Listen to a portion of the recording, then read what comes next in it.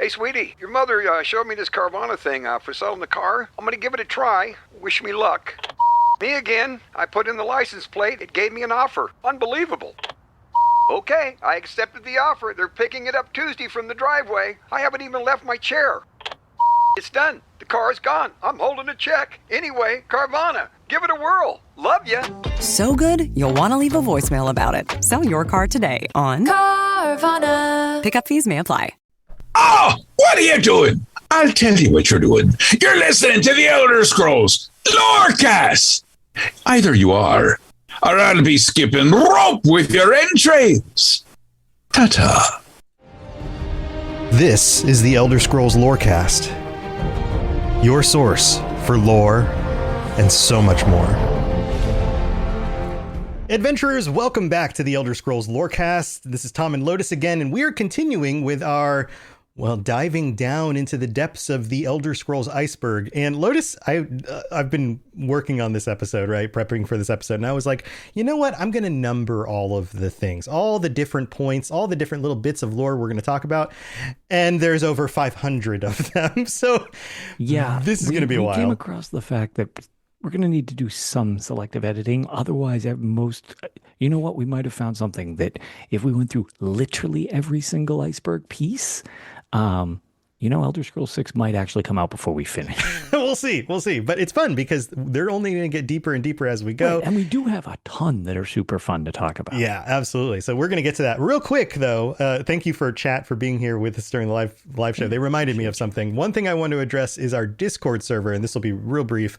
There's all this debate about, Discord is going to implement in the next few weeks sometime age verification. You're going to have to upload your ID and all of that stuff. And they've gotten a lot of pushback. Hopefully they will not do that, but we're going to have to wait and see. Migrating from Discord to somewhere else is a very difficult endeavor. We will probably lose like 90% of the people who are currently on the server who just won't take the effort to be aware that they need to migrate somewhere or whatever, right? So we don't want to have to do that if we don't have to, but also we have implemented, and this has been the case for a long time, the server is 18 plus because a lot of these games are 18 plus. And on top of that, I don't need weirdos popping in the server, posting stuff for children to see, and then somebody gets mad at me or something like that. So we're just being safe. But I've implemented the hard rule, the hard setting that you have to have a verified account. The problem with that is that most of the people are fine unless you are only engaging through Discord with iOS, in which case Apple doesn't allow you to verify your age with the app. So if you're one of those people who's like, I can't get on the server anymore, all you need to do is log into your Apple account using a browser. You can do it on a phone or on a PC. Don't use the app, use your browser, confirm your age. You can get back on the server. So hopefully that'll solve some things for some people. But yes, all that stuff done. Let's move to some fun topics. This week we were talking about more iceberg stuff. We finished with the Gray Fox last time. That was number 8. We were moving on to number 9. And Lotus, number 9 is something that you and I discussed on 2 different episodes. The Dwemer Disappearance. We covered the Dwemer on episode 148. That was a long time ago. And then also we talked about some theories about the Dwemer and some other things on episode 319. So if you want to dig into this deeper than we cover it in this episode, go back and listen to those episodes if you haven't already. But Lotus here, I'm going to read the quick description here and you can chime in as usual with some more insights on this. But what is the Dwemer Disappearance? For anybody who doesn't know, the entire Dwemer race, other than one guy, Yagrum Bagarn, in the game Morrowind, spontaneously vanished during the Battle of Red Mountain, an in-world unsolved mystery which the player can investigate through the events of Morrowind and which carries through later games as well. The most commonly accepted canonical explanation is that Kagranak is responsible for it by using his tools on the Heart of Lorkhan. He was the Dwemer who hacked the Heart of Lorkhan in order to get some of its power. And the whole story revolves around the Heart of Lorkhan and people using that power to become gods and all of that. We're not going to discuss all that here. Just know that he hacks into the heart, and the assumption is that that leads to something that causes the Dwemer to disappear. His actual motivations, what he was trying to do, or whether or not he succeeded are deeper topics with less straightforward answers, and more can be found under later on when we get to Divine Skin and the Dwemer Absorbicide. we're not going to address those right now. That's further on in the future. But Lotus, this one's always a fun topic. A lot of people love the idea of the Dwemer disappearing, and if ever we're ever going to find out what actually happened. Well, and that's the big thing that we've mentioned a few times, debate worthy wise, that I feel like part of the cool bit about this is we can speculate about this more so than the game gives us a definitive answer. Yes. It's weird to ask a question you sort of don't want the answer to, but I really don't want them to ever give us an answer. This is like, I want this to stay a rhetorical question. Yeah, and this is one of those things. Yeah, Todd talks about this all the time, and he explains that there are things that he knows the answer to, but he will never reveal because he's learned, as many of us have, that when you explain mysterious situations from popular movies and stories and books and games, that oftentimes the explanation is just not as exciting as the mystery, right? So, right. So like Star Wars is a great example, right? You delve too far into the depths of like, who are the Sith really? And you start getting these answers and it's like, oh, that's what the answer is? Okay. Oh, yeah, that's super lame. Like, oh, man. Yeah, well, all right. I guess that's fine. But like the mystery is more exciting. So some of the theories go all sorts of wacky ways. In some theories, they teleported themselves through time, kind of like the dragons were in Skyrim. Or Jody in chat says, my favorite theory is that they became the skin of the walking brass tower, the adamantine tower. The what's the name of the tower? The not the adamantine, the big guy, the big machine, the big robot thing that Tiber Septim used to conquer. The Numidium. The Numidium, that's the word. Yes, I always lose words. Yeah, so of like actual towers is like that's the walking tower, right? Yeah, the Numidium, yeah. Yeah, so yeah, there's all sorts of fun ideas around what happened to them. But we're not really ever going to find out. So it's a fun lore thing, and you're welcome to speculate and come up with all sorts of cool connections and headcanons for this, because I don't think we're ever going to get the answer. So there you go. That's the first one. That one's always exciting. The second one on the list for today is number 10. This one, I think this one's really cool, and there is very hard evidence for this. Ulfric Stormcloak is a Thalmor agent. So Ulfric from Skyrim. Yeah, it's super interesting. So Ulfric Stormcloak's civil war is considered a major asset to the Thalmor. It is theorized that Ulfric himself is an agent planted by the Thalmor to further weaken the Empire.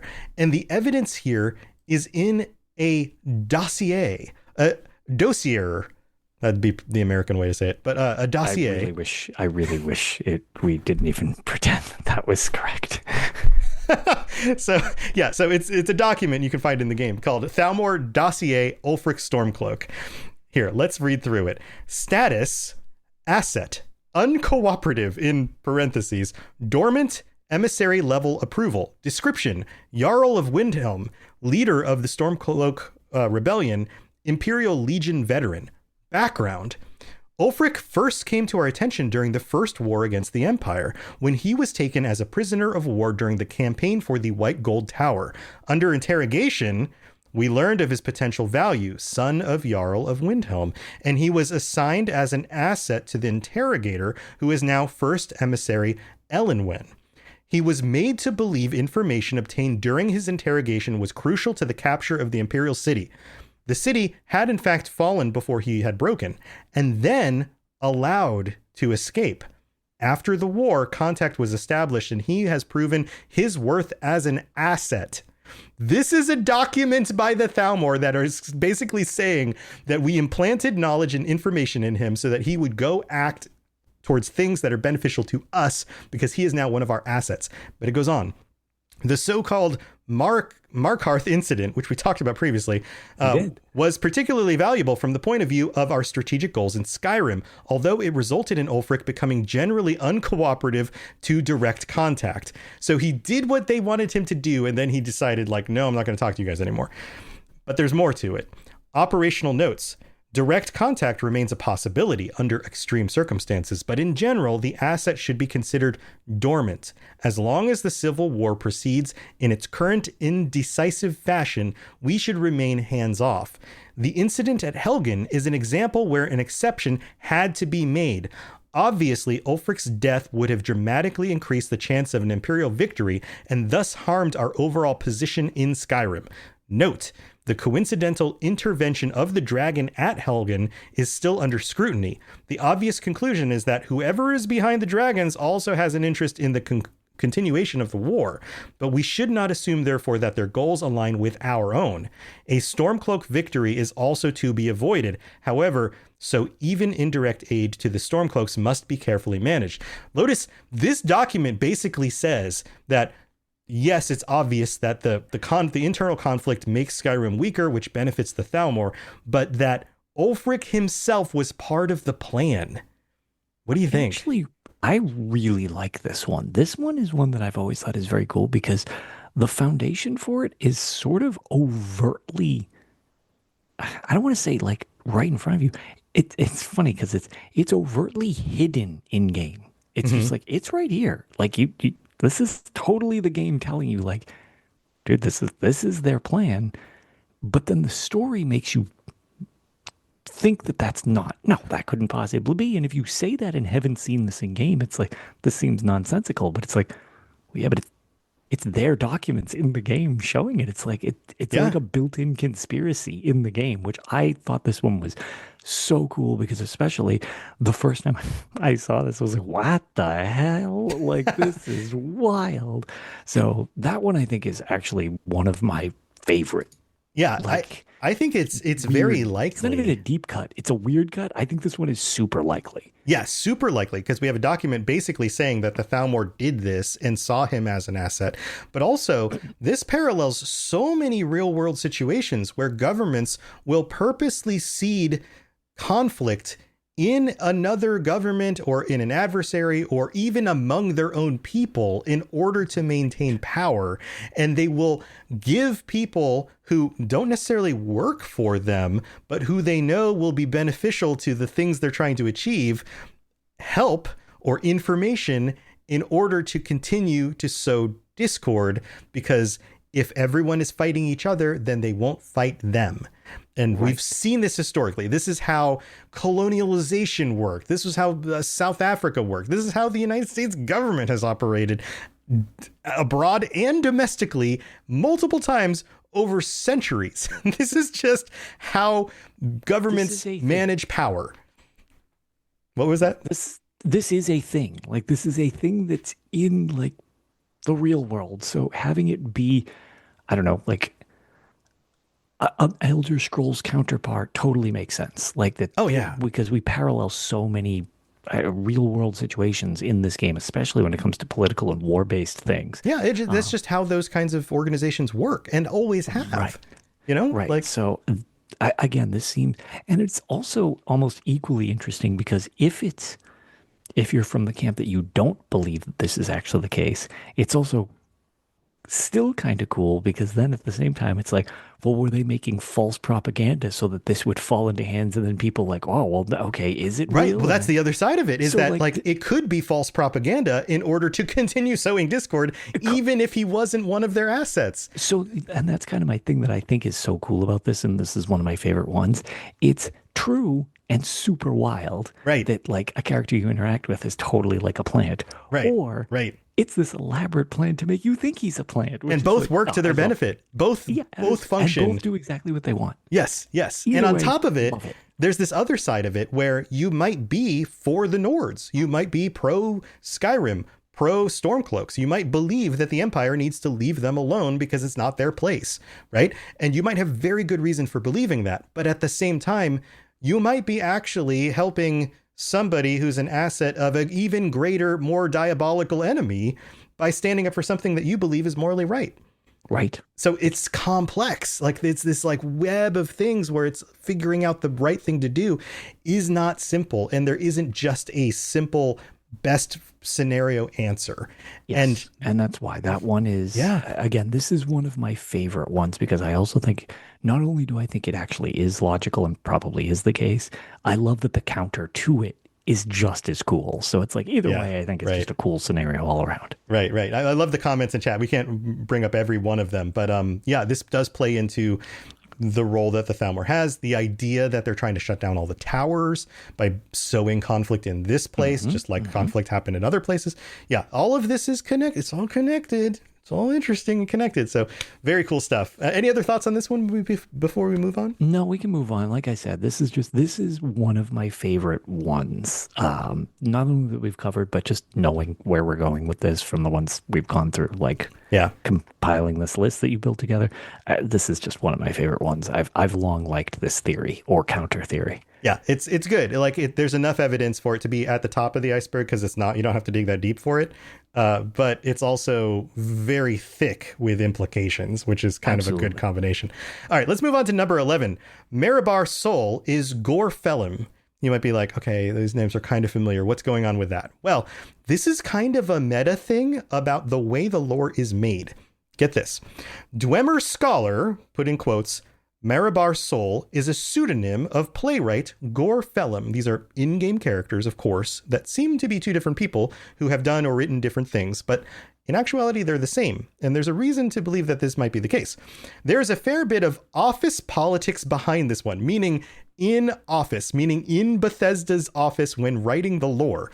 Ancient Tales of the Dwemer's author is, in real life, Ted Peterson, who we've brought up multiple times, especially when we were going back to like the lore from Daggerfall and the books that were written back then. Ted Peterson was a big part of a lot of that, who only took a passing glance at the new Dwemer lore, meaning that he wasn't involved with writing a lot of the Dwemer lore at first.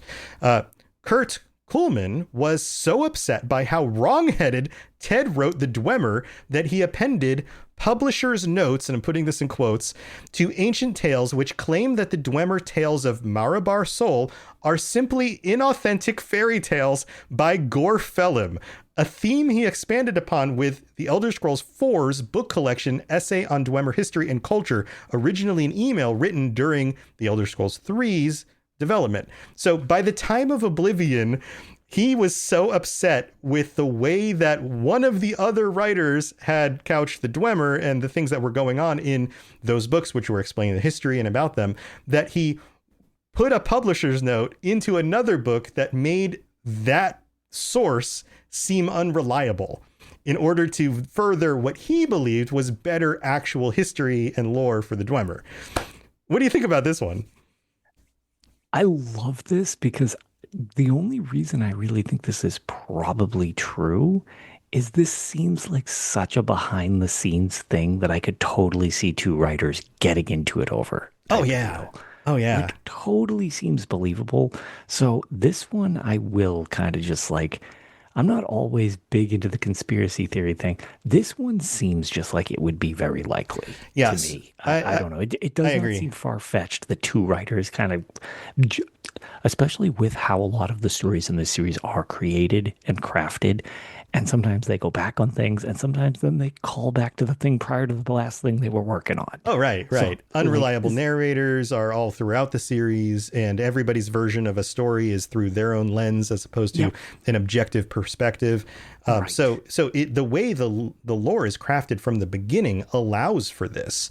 And on top of it, you have hundreds or thousands of years discrepancy between sometimes one person who wrote something and somebody else did research and wrote something else that contradicts that, or some new story becomes common and people think that's now true. Again, just like the real world, we don't ever get back to like the actual events. We always have the version of events through somebody else's perspective. Right. There's another piece of this I find super interesting, and it's one of the things that I see happen online all the time in communities, on social media, and Reddit, and forums. A lot of times when people discuss the lore of a game like Elder Scrolls or Fallout or whatever, they discuss it in a way where they treat it like it's actual history. Like if you dig deep enough and you look at enough of the elements, you can piece everything together and you can reveal something that was never discovered before because it actually happened. And we have to remember that as real as the lore of Elder Scrolls feels or anything else, it was not history that happened. It was author intent, I guess is the best way to say that. Author intent's a good way to put it, but that's one of the things. It's fiction. Like it's fiction. Right. So, and on top of it, it's fiction between many different writers, many different level makers and quest designers. This is not one person's story. Right. This has been a team effort since the beginning.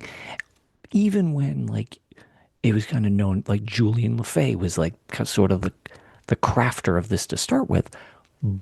But it wasn't a one-man operation type of deal. Yeah. So it's never just been one person. And even with the changes over the years, that's kind of the thing where it's just like, I can understand when people don't like parts of this lore and stuff like that. And I definitely have my parts where I'm like, sure. Whatever. Yeah. But it's like, that's sort of the thing is we get to enjoy what is produced, and then you can like and dislike certain parts of it. And if it becomes more dislike than like, I totally understand people falling off. That's how I've fallen off of other series where I'm like, yeah, this went in a direction I didn't really care for anymore. But there's so many people working on this, and it just seems likely that, this type of conflict will arise.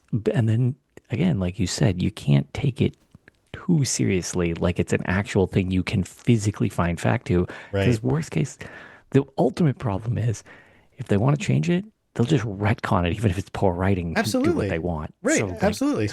Yeah. It's so funny to me that people will have almost the unspoken expectation that the lore will be perfect, is 100% perfect, and anything that doesn't reach 100% is a flaw, rather than an expectation, right? Like even a single author, even the best authors, heck, I do the Lord of the Rings lorecast. Even J.R.R. Tolkien has inconsistencies in his writing, even though he spent his entire life from the age of 18 creating that world and refining it. There are dozens of of novels. The history of Middle Earth is full of his son explaining the process that he went through and how he wrote every single character, every single event, how he went through each one multiple versions in order to maintain consistency. The Lord of the Rings came out and he rewrote sections of The Hobbit in order to match the new lore to make it more consistent. And yet it's not perfect. And that was one author over his entire lifetime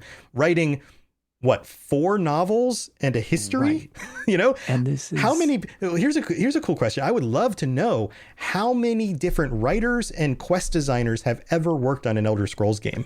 I bet it's in the 100, I bet it's 500 or something. It's a number. Sure. It's huge. Just the amount of people who work on Elder Scrolls Online alone. Yeah. Yeah. Or are currently working on Elder Scrolls 6. Yes. Or currently working on Elder. Yeah. And then what they decide is canon out of when they brought in Creation Club, and they're like, you know what? Actually, this one is real. This is we're accepting this for the Legendary Anniversary Deluxe Multi Mega Edition. Right. Yeah. There's always something. Or this is the Creation Club stuff, and it's kind of pseudo canon. So it's just no, that's exactly the point. It's just it's wild to think about. Yeah. And on top of it, they've maintained a lore master.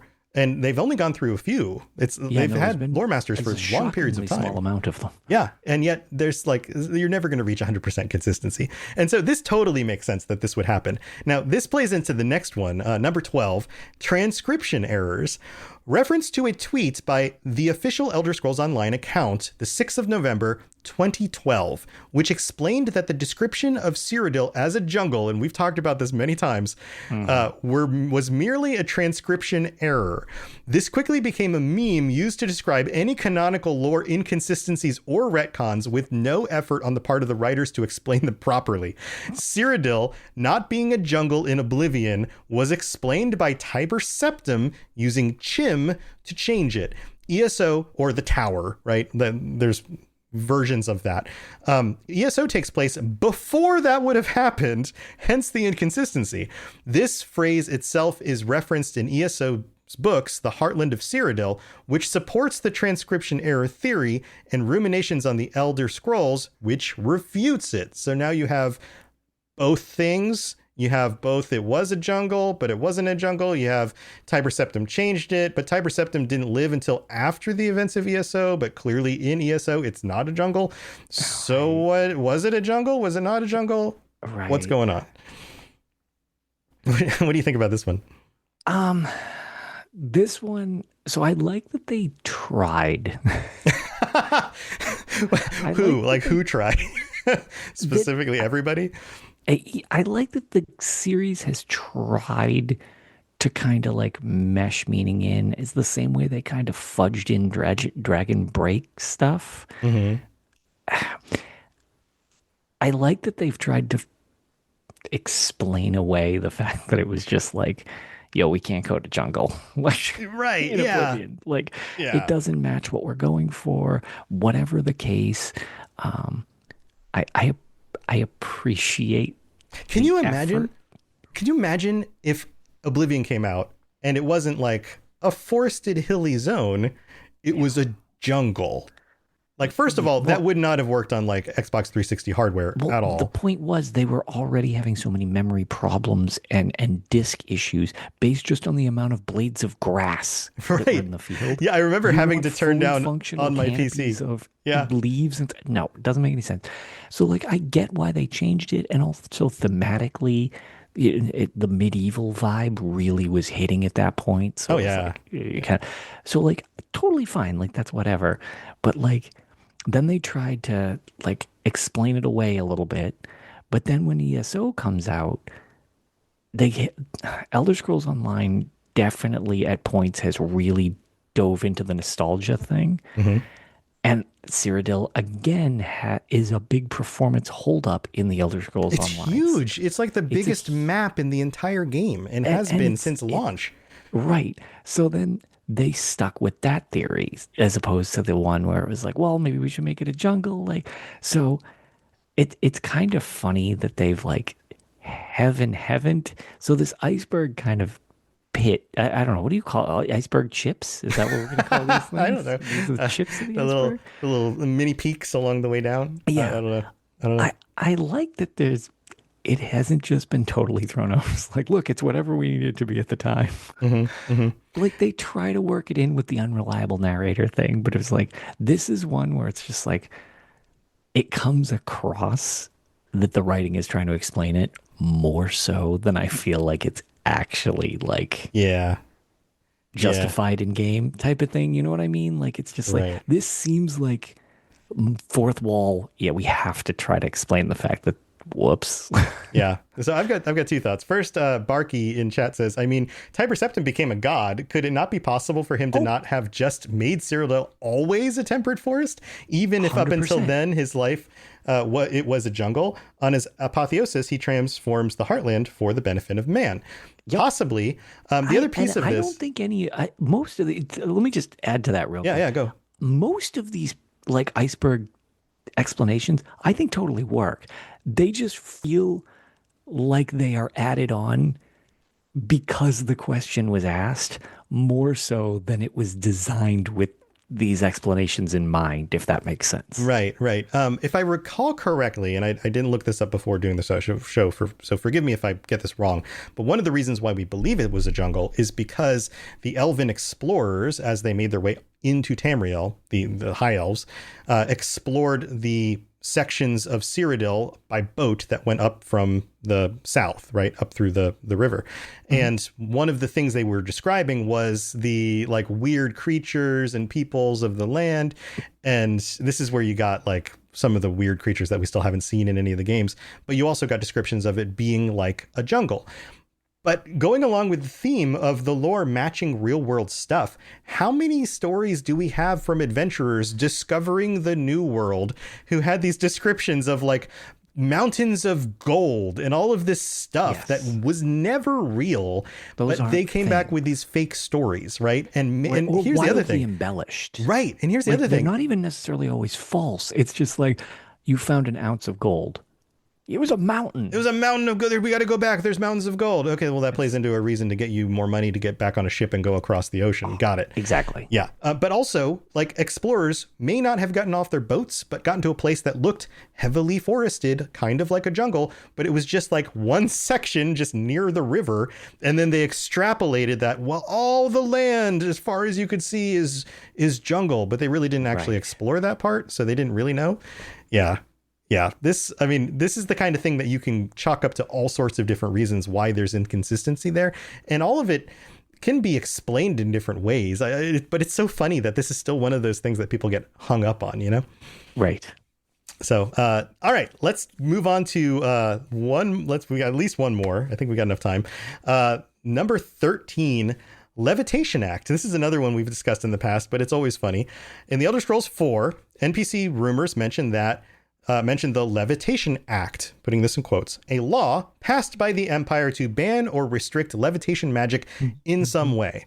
Its purpose is to rationalize the lack of levitation spells in the games following Morrowind, likely removed due to the inclusion of different world spaces for cities. Again, this was like a tech thing and also kind of a balance thing, although you can still break the magic a lot in Oblivion. But imagine Oblivion's broken magic systems while also now hovering off the ground where nothing can ever reach you. Right. That would be super broken, right? Ironically, the two Greg Keyes novels that we've talked about, we're going to cover at some point in the future again, set long after Morrowind, depicts mages casting levitation spells with no repercussions. So this is clearly just BS they came up with to execute Oblivion having, to excuse Oblivion having limitations. So what do you think about this one? So, yes. Also, as much as I enjoy the novels are mostly pretty on point. There are definitely some oddities about them that it's like a little bit strange in relation to the Elder Scrolls world, that being one of them. But more so, there's a couple ways you can say it. It's like, okay, well, or they weren't paying attention to it. Like, just because a law is in effect, people go to jail because they break the law. Just because something is a law, it doesn't mean you physically can't do it. It just means you shouldn't do it. Right. Yeah, that's true. 100%. That's true. It's also, I'm of the camp that it's pretty obvious why this was written into the game, because each game they do try to get rid of the broken things, at least to agree. I mean, we've talked about the magic a lot and how even the different types of magic gets kind of whittled down. Condensed down. Or like certain spells get moved into another house because it's just more consistent. Or they're controlled a little bit because they're so wildly over the top. But the way that cities are loaded is different after Morrowind because they're so detailed and required. Like in Morrowind, you can just walk up to Balmora's gates and walk inside. Right. There's no load screen like there's going to Whiterun or walking into the Imperial City. Gates where you need to go through for a load screen. So you can't catapult over walls, because that's one of the things with the thousands of hours I've played of Morrowind. One of the best things you can do to enchant is a Daedric Tower shield that has like the highest enchant value. So you can make the most nonsensical crap jammed into one of those things as like a usable item. And just store all your magic power in a shield. Yes. And we made the WMD, which was just the weapon of mass destruction made out of the shield. And it provided like some crazy amount of levitation. And when you hit the top of your levitation, you would fire a fireball that was like the size of Balmora, and we would just. So it was a literal nuke. You would fly up in the air and then nuke everything. We would fly into cities and like bombing run cities just with this thing. Wow! And it was super fun and goofy looking and stuff like this. That cannot happen coding wise in Oblivion or Skyrim. Right. And since that was craftable in a previous game, they had to do something to rein that in, because it's like, there's no way I'm the only person that was like weird enough to do stuff like this. Yeah. Well, you have to remember, back when they were developing Morrowind, they had a studio that was a tenth of the size it currently is. Yeah, and on top of it, out of a basement. And they worked out of a basement, and they had something like just a handful of Q&A people who turned around the development and the release of the game in just like 2 years or something. So there's no way that they even had the opportunity to like find the things that many people found after like 400 hours of playing the game, because they didn't have the time to do that. And on top of it, YouTube didn't exist yet. There were forums, but there was no YouTube where you could just like... information was not shared. Not at all. Not at all. You can't just be like, hey, look at what I did. And everyone goes, oh my God, it's amazing. I'm going to do that too. Yes, I totally want to do that. And it's like, well, no, you can't, because it was back in the days of, you heard about it from the schoolyard, and my uncle knows about this because he works at Nintendo. Right.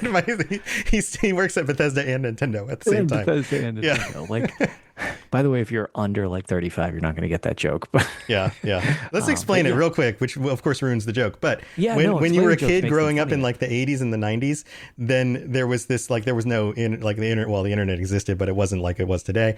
And so like you'd be like on the school ground with your friends, and you'd be like, Mario is a great example, right? Like, did you know that there's this secret thing in World 3-4 of Mario that allows you to do this crazy thing? And then your friends would be like, no, that doesn't exist. I've never seen that. And then the response was typically, no, I learned it from my uncle. He works for Nintendo. He works yes. And you had no way to verify any of that crap back then. Right. And then everybody would waste their time trying to do these nonsensical things. And occasionally one of them would be true. Yeah, like you can actually clip through a wall, which does happen. Like you can do that in Mario. It's like, Yoshi's on the roof and you get 100 lives in, Mario 64. And no, you can't. And then it turns out it's like, oh, no, there's actually there's a way up there. That's totally a thing. Yep.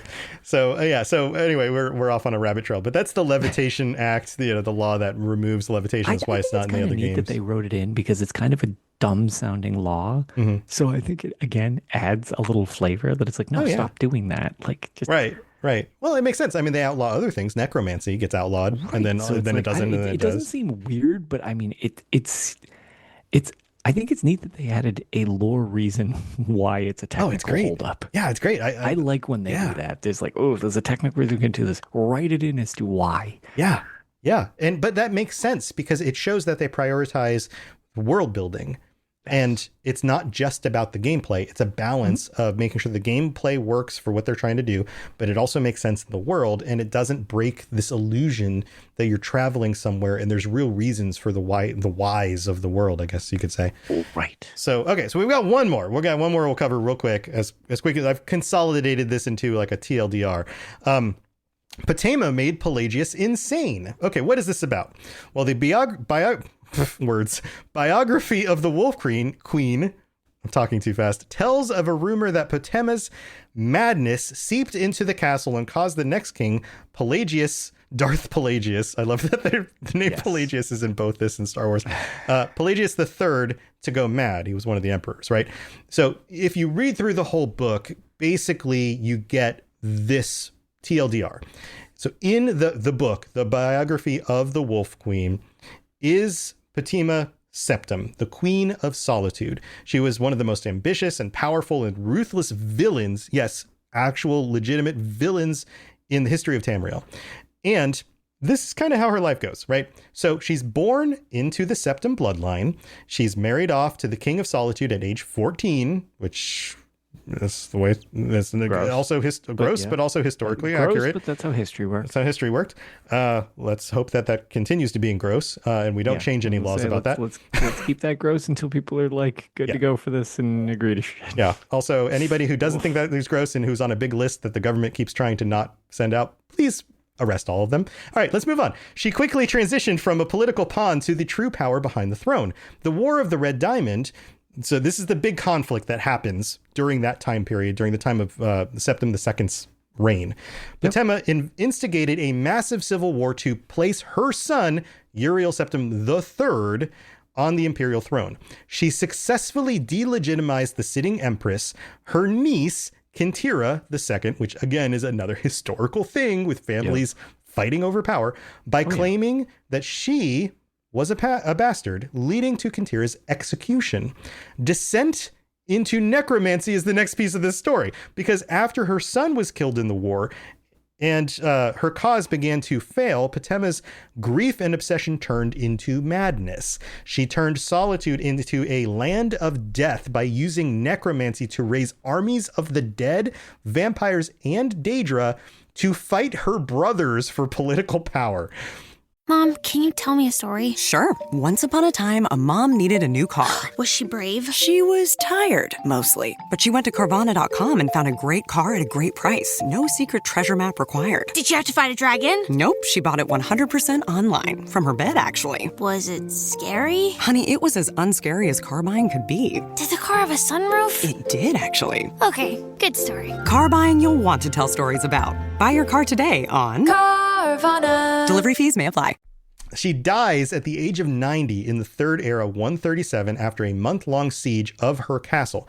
And even in death, she is blamed for the madness of her nephew, Pelagius the Mad, and is rumored to have become a Daedra-like spirit of treason. The bottom line of all of this is she is remembered as the Wolf Queen. So when you see the books, the Wolf Queen in the games, that's what this is about.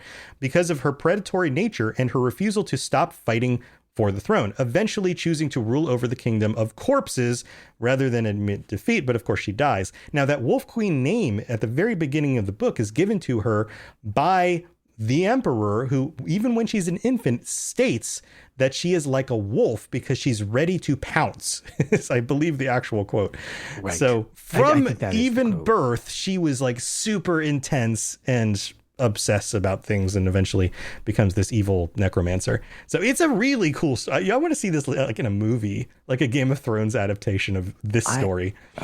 Without going too much on like again another one of these rabbit trails, with how good some of these recent adaptations have been with video game stuff, Yeah. I don't want a specific, hey, this is the game, like, oh, here's Morrowind the game. That's not what I want at all. Right. What I want is a story set in this world type of thing, because I think that would be like super awesome. Or just like quick little short seasons, like a season of 8 episodes that's this story, and then a season of That's what I was 8 about to episodes say. that's something Or- about like Tiber Septim, or a season that's a Dance and Fire, that book Right. series. Like, Yeah. you can do that. It's not the mainline the games, real it's Baron just- Zaya. Yeah. The real Baron Zaya would be a great one. Exactly. That's what I would like to see them adapt.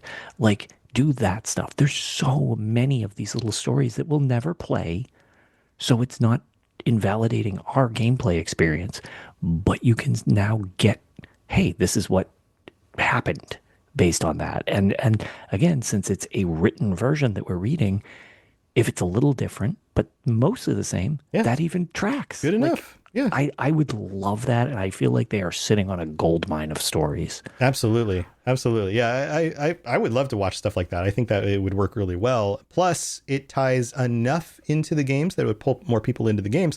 But it also, like, it doesn't, like you said, it can be a little bit different because it's a retelling of a story from the history of this world that is told in these books. And as we've discussed previously on this episode, comes from unreliable narrators. And on top of it, this specific part of the Iceberg is about Pelagius the Mad, who was well known as being mad. And one of the reasons why he might have been driven mad, and it makes sense, she was against him and was using a necromantic army and evil magic. So that would drive anybody insane. Sure.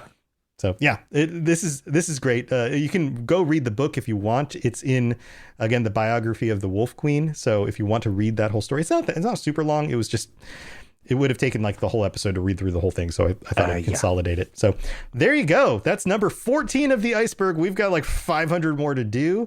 And I'm excited to get into more of these next week. We're going to talk about the Great Collapse conspiracies next time. And the fact that there are cannons mentioned in stories, but we never see cannons in the game. And it's weird. Like, we're going to get into all this stuff coming up. So make sure you come back next week for that. But before we go, we got to take a quick break. We're going to go thank our patrons, and we have to pull up the random UESP page and see what that is at the end. So don't go anywhere. We'll be right back. This is Miss Morak, Dragonborn, and you are educating yourself to the Elder Scrolls Lorecast. All right, we're back, and we have some patrons to thank. If you'd like to join us on Patreon, help support the show, get ad-free episodes, t-shirts and stickers, and join us like next week when we're doing our patron chat, and you can help come up with ideas for topics that you'd like to cover. So come join us, patreon.com/Elder Scrolls Lorecast. And we don't have any new ones to shout out this week, so if you sign up, we'll shout you out next week. But we do have Daedric Princes, who get shout outs every week. Kira C, Blinding Vision, Hersine, Peter R, Austin B, and Mintaka. Thank you for your continued support, and to all 129 of our current active paying members. Thank you so much for your support as well. And for all the free members, there's a lot more free members too. You can always join just for free to stay plugged in and make sure you know if we need to take a week off, or if there's other things going on. Sometimes we do giveaways on the Patreon, and we give away stuff for the games. So just plug in. You never know what's going to happen. And then another way to help us out would be to leave a 5-star review on Apple Podcasts. We'll read those out on a future episode, but we don't have any new ones this week. But we love getting those, and they help everyone know why they should tune into the show. So go check that out. So before we get to the random page, Lotus, you got anything else to share? Anything else going on? No, so we actually, we recorded a episode of Tales just to kind of catch up this last week, because we had been a little while since we'd had them, because things are sort of on like a slower trend until we start season 0 of the Elder Scrolls Online. That's coming up soon, right? It is. It's April, so a couple months away. Just because I had mentioned it there, I will be going to PAX East in March. So if any of you are going to PAX East as well, I will be there. Again, does not seem like there's much of an Elder Scrolls presence outside possibly Chip Theory being back with the board game again. We're bringing our copy anyways to set up a board game like we usually do the last couple of years as a result. So we're going to get in a session there ourselves. But just in general, because there's so much there, if anybody is interested in anything there, one, if you're going to be there, let me know and come say hi. That's always fun. And if there's anything you're interested in, since I do cover it because ReadPop is nice enough to send me as media, and I do cover it. If there's anything that you know of at PAX East that would be interesting to you, let me know, because there's so much to do. I can never really cover everything, but I'm happy. There's been a couple of people who have suggested stuff already that they're interested in. I'm going to try to tag them, see if I can get interviews if they're available and taking them, because I can book that stuff. I'd love to tag specific things that sound interesting to people because I can't keep up with all of it.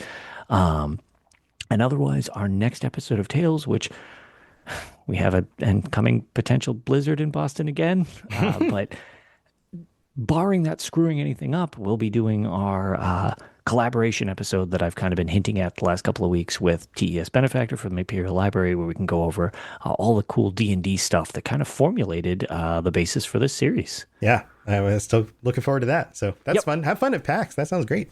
Yeah. It should be fun and hopefully slightly warmer. Awesome. Yeah, hopefully you guys stay warm and the blizzard isn't too bad. It was in the 80s today down here in Florida. It was freezing actually like a week ago, and now it's summer again. To be fair, it was like 46 here, which wasn't terrible because some of the snow's melting, but then we're getting like a bunch more snow. Yeah. It's like, cool, it's melting, just to give it back to us. Good luck, man. Well, come bring it down. Come visit me. Come bring it down here. Yeah, exactly. I was going to say, it's nice and warm down where you are. Yeah, we can trade for a little bit. But yeah, I live for that. You can check out my other shows too. Retro Recall this week, we released the episode where we went back and played the first Warcraft game, Warcraft Orcs and Humans. And I haven't played this game in 30 years. And man, memories came back. It's a classic for a reason. Like it is interesting to go back and play that for the first time in a long time. So you can get our takes on that and a bunch of other retro games that we've been playing recently on Retro Recall. It's all about the nostalgia and a little bit about like the history of the games and our impressions playing them for the first time in decades. So go check that out wherever you're listening to this. You can also listen to the Fallout Lorecast, the Lord of the Rings Lorecast, and this show. Those are my shows. But here, let's talk about... Whoa. They can catch you here? They can catch me here. It's funny because I list out the shows on different shows. And so I have to be like, okay, don't mention this one because that's the one I'm currently on. On this one, yes. Yeah. So it's a little weird. But anyway, I've got the random page up, pulled up the UESP, hit the random button, and this is what I got. It's from Oblivion. You want to take a guess? I don't think you'll ever guess this one. It's the Levitation Act. It's the Levitation spell. No, it's not. It's not Levitation Act. None of that. This is a classic location in Oblivion. The Knowles Meeting Camp. Oh, okay. You can just picture this in your head, right? Yeah. Like I was going to say, yeah. Yeah. So Knowles Meeting Camp is a campsite east of Kvatch containing bandits. It was west of Fort Isteris, south of the Gold Road, being the only bandit camp of 4 between Kvatch and Skingrad, not in close proximity to the road. This is just one of those little knoll camps with like the little wood huts and like the little, I don't know, they've got like a bench. It's not very exciting. There's usually a bedroll somewhere so that you can sleep. Yep, there's a few bedrolls underneath the little tents, little wood tents they have. There's a big like stake, I don't know what it's called, like the wood thing with the wood thing running across it where they would like hang stuff over it. Like a drying rack. Maybe it was a drying rack or something. Yeah, it's either a drying rack or where you... Oh, it's where they would cook stuff because the bottom has the wood pile. I was about to say, is it like one of the cooking it's like a spits? It's like a cooking spit. Yeah. Anyway, it's one of those little locations and you come across some bandits and stuff on it. But yeah, I could go into all the details about like all the contents. Did you know that there's 1 blackberry plant and 5 motherwort plant? We're not going to go over it all. But yes, there you go. I knew those exact stats. Yes, a random page on that the UESP. That is correct, random page. More information than you ever wanted to know. So there you go. But thank you everybody for joining us. Chat, thank you for being here. I love all the comments about all the Iceberg stuff and all your perspectives on things. I enjoyed kind of catching some of those down on my other screen. I was like, oh, okay. Like, yeah. Again, that's what's so fun about a lot of this stuff is just there's so many takes you can have on it. Yes. Yeah. It's always fun. Everybody can bring something new. And come join us on future live chats. Twitch.tv/robotsradio. Thursday nights at usually 8 p.m.-ish is when we get started. So if you want to come join us for that. But next week, our patron chat, reminder, it's coming up. It'll be 9 p.m. We do those a little bit later. Is it already the end of the month? That is... Well, February has less days. Maybe that's why. Okay, that's fair. We'll just say that. I still feel like it... Yeah, it went by fast. It went by fast. Yep. All right, but we'll be back next week with our patrons and then continue the Iceberg. So can't wait to do that. Talk to you guys more about that. We'll see you next time. Bye, everybody. See you later. Oh, I gotta hit the button. Here we go. What the... Thanks for tuning in to the Elder Scrolls Lorecast. Check out robotsradio.net for more podcasts just like this, and join us on the Robots Radio Discord. Be part of a community of over 5,000 people who are excited about video games and so much more. Robots Radio. Games, lore, stories, community. Just press play.